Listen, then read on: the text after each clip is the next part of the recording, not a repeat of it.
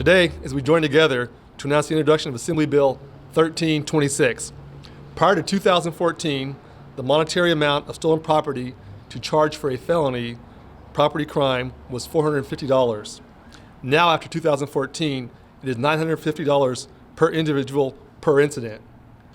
$950 per individual per incident. And what that means is I can come in here today and take from Save Mart. As long as it's below $950, it's a misdemeanor. I can come back tomorrow and take more, and as long as it's below $950, it's a misdemeanor. So that's why we're here. This has emboldened and encouraged a culture among career criminals to participate in coordinated and deliberate acts of repeated theft. To put it another way, a repeat offender can steal $900 properties in one day and come back the next day and do it again, and again, each time only being charged with a misdemeanor. Serial theft offenders are not being held accountable under current California law. This effect is devastating to our local businesses, especially our mom and pop stores. Property losses from the largest chains to the smallest family-owned businesses have seen increases in property losses as high as 60%. This not only hurts business, but it hurts everyone, including consumers that want to pay reasonable prices for the goods they need. It's a problem, and I intend to fix it with Assembly Bill 1316. I have a solution. Well, my solution is AB 1326 will hold repeat offenders and organized theft rings accountable.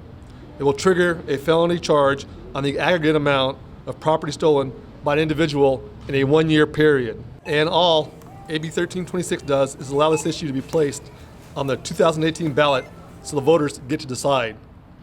The bottom line is hitting the voters in their pocketbook, and it's tough these days putting gas in your car and just having a job. So we want to make sure we take care of the voters out there, the folks that work and pay taxes. The increase in these crimes affect grocers in many different ways. First of all, we suffer higher losses.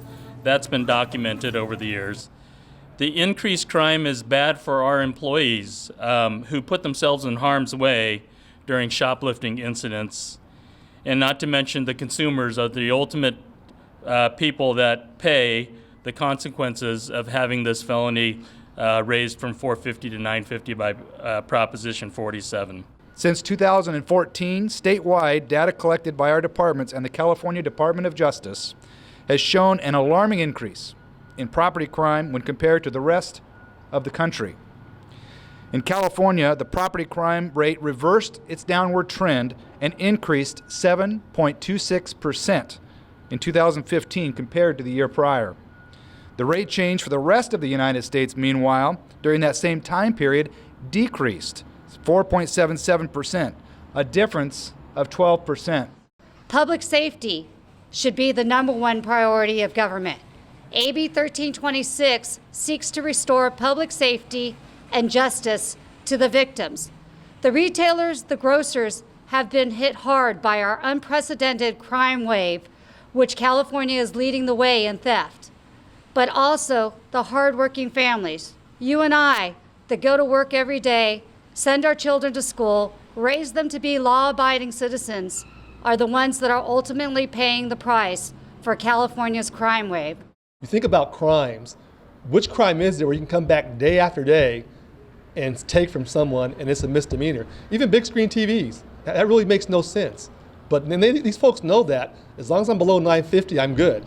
Because it's a misdemeanor, nothing happens. And a lot of these crimes are underreported and just don't get reported. So that's the tough issue we're facing, is how to make the public aware. And I think if the public really knew the scope of the problem, they'd be angry, very angry.